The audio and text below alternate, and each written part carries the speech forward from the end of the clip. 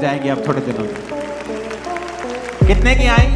1.25 करोड़ से भी ज्यादा। सिर्फ मिडिल स्क्रीन थी 70-80 लाख की। जब वो मंगवाई तो उन्होंने कहा कि साइड की भी आएंगी तो ही वो लगेगी, तो उसको भी मंगवाना पड़ा। आप सभी जानते ही होंगे कि परमेश्वर के अनुग्रह से आज खामरा चर्च यानी कि Ankur Narola mystery the church of science and wonders Bharat की दूसरी सबसे बड़ी गैदरिंग वाली चर्च बन चुकी है, जो कि पंजाब के जालंधर में स्थित है। और यह चर्च बहुत ही तेज़ी से बढ़ती जा रही है और सिर्फ पंजाब में ही नहीं बल्कि पूरे भारत और दुनिया भर से लोग इस चर्च के साथ जुड़कर सुसमाचार को ग्रहण कर रहे हैं और प्रभु यीशु मसीह के बारे में, उनके सामर्थ और उनके चमत्कारों के बारे में जानकर उनके ऊपर विश्वास भी कर रहे हैं। और दोस्तों, मेरी ही तरह आप में भी बहुत से ऐसे विश्वासी होंगे जिन्होंने इस चर्च के द्वारा सुसमाचार को सुना और मसीह जीवन में उन्नति की।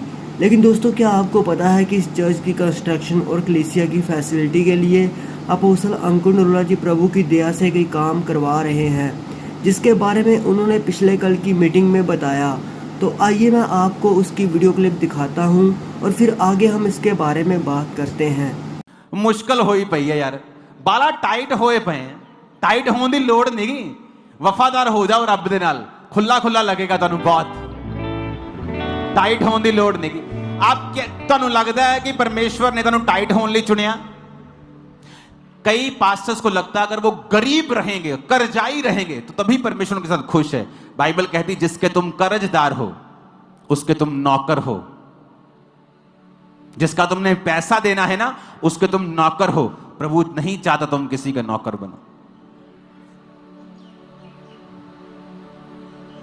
इसको कूल मत समझो, गरीबी को। यह कूल नहीं है, यह सिर्फ शब्दों में कूल लगती है नहीं।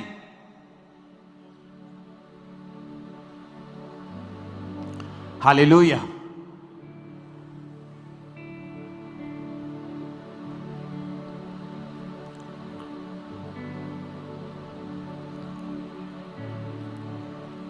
ये कूल नहीं है, मैं आपको बता रहा हूं। आपको परमेश्वर के राज्य के लिए पैसा चाहिए, आत्मा चाहिए, उसके बाद पैसा चाहिए, वचन चाहिए, उसके बाद पैसा भी चाहिए। लाखों रुपए क्रूसेड्स की मीटिंग्स पे खर्च होते हैं और साथ साथ दूसरे काम भी चल रहे थे। जो स्क्रीन्स आ गई हैं, खुदाबंद की तारीफ करो, पूरी स्टेज की स्क्रीन्स आ गई हैं, लग जाएंगे अब थोड़े दिनों में। कितने की आई? 1.25 करोड़ से भी ज्यादा। सिर्फ मिडिल स्क्रीन थी 70-80 लाख की थी। जब वो मंगवाई तो उन्होंने कहा कि साइड की भी आएंगी तो ही वो लगेगी, तो उसको भी मंगवाना पड़ा। इतना खर्चा था पिछले महीनों में, तो मैंने टीम को बोला कि क्रूसेड तो हम नहीं कर पाएंगे, लेकिन अनाउंस किया। चंडीगढ़ से कोई आदमी आया, उसने कहा ठीक है मैं 30 लाख इतने लाख का खर्चा उठाने के लिए तैयार हूं क्रूसेड के लिए। पैसा था तो कि कोई क्रूसेड करवा रहा है, मीटिंग करवा रहा है। आप खड़े होंगे खुदा के राज्य के लिए, मैं आपको बता रहा हूं। अगर चर्च में पैसा आ रहा है तो लाइट्स लगी हैं, आज पंखे लगे हैं, कूलर्स लगे हुए हैं। अगर नहीं होता तो क्या होता? यीशु मसीह के लिखा 7 में औरतें होती थी, अमीर औरतें, जो अपनी संपत्ति से उसकी सेवा करते थे। अगर वो परमेश्वर है तो क्यों उसने उनकी संपत्ति से सेवा करवाई?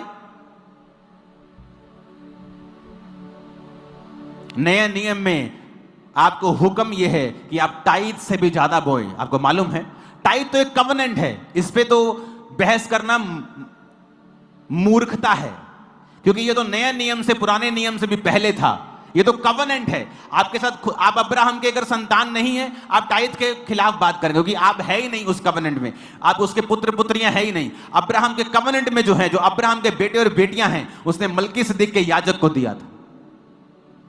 और जो नए नियम के टाइट है, जो नए नियम का बोना है, वो अकेला टाइट नहीं, लोग अपनी संपत्तियां लाके बोते थे। और नए नियम में आप याजक को टाइट नहीं दे रहे हैं कि वो अपनी जिंदगी में कोई घर ना ले, आप चर्च को दे रहे हैं। मैं आपके टाइथ का टाइथ नहीं ले रहा हूं, मैं आपका टाइथ नहीं ले रहा हूं, मैं अपनी पर्सनल जिंदगी आपके टाइथ से नहीं बिता रहा हूं, मैं अपने बिजनेस से ले रहा हूं। तो आपका जो टाइथ, आपका जो 20%, 30% आप दे रहे हैं, वो चर्च के कामों के लिए चल रहा है। लोगों को शायद ज्ञान नहीं है क्या है। हालेलुया। नए नियम में विश्वासियों ने, पौलुस ने कहा है, हर एक व्यक्ति अपने अपने आमदनी के अनुसार हफ्ते में अपना चंदा निकाल के रखे। कैसी होती मीटिंग्स बड़ी बड़ी। तो दोस्तों एक समय इस चर्च को टेंट चर्च के रूप में जाना जाता था, क्योंकि यहाँ पर एक बड़ी ग्राउंड में टेंट के नीचे मीटिंग्स हुआ करती थी। लेकिन आज परमेश्वर के अनुग्रह से ये चर्च टेंट चर्च से बदलकर एक बड़ी बिल्डिंग चर्च में तब्दील हो चुकी है। और साथ ही साथ गर्मी और बारिश से बचने के लिए बाहर ग्राउंड में टेंट की जगह शेड भी पड़ चुके हैं और कलीसिया के लिए कुर्सियों का इंतज़ाम भी हो चुका है और भी कई बड़े बड़े काम किए जा रहे हैं, जिसके लिए हम परमेश्वर पिता का धन्यवाद करते हैं। तो दोस्तों आपका इसके बारे में क्या कहना है, और अगर आप इस चर्च के साथ सालों से जुड़े हुए हैं तो आपने इस चर्च में क्या क्या चेंजेस देखे, क्या क्या सहूलतें आपने देखी, उस बारे में हमें कमेंट सेक्शन में ज़रूर बताएं। परमेश्वर आप सभी को आशीष दे।